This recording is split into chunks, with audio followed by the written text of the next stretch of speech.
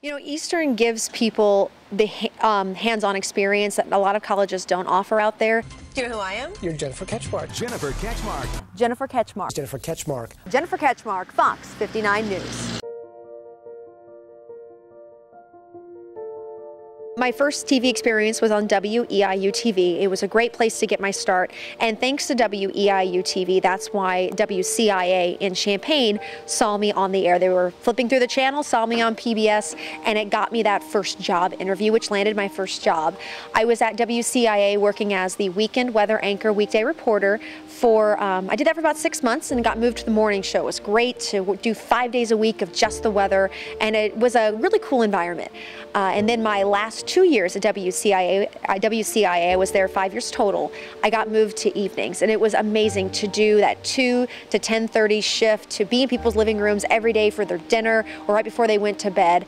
Most recently, back in 2011, I moved to Indianapolis, Indiana.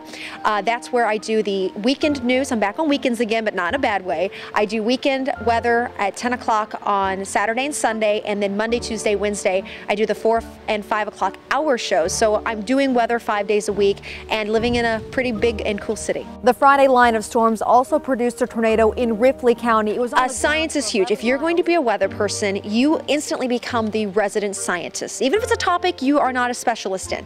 If it's earthquakes, if it's volcanoes, if it's even tsunamis, you need to be the person in-house that has that breadth of knowledge, and other people typically don't. So as the weather person, they'll be like, well, there was an earthquake, Jennifer, tell me why it happened. And you'll be like, have the basic knowledge. The science classes will help you out big time.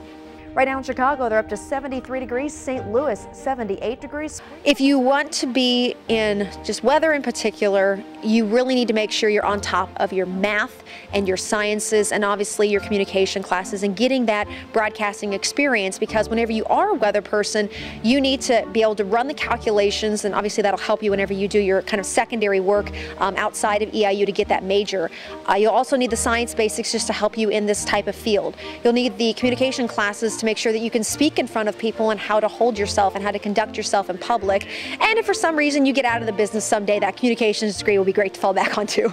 A lot of the models are now saying that it's great because you get to learn every element of being in television, or if it's in radio, you learn the behind the scenes, you learn in front of the camera.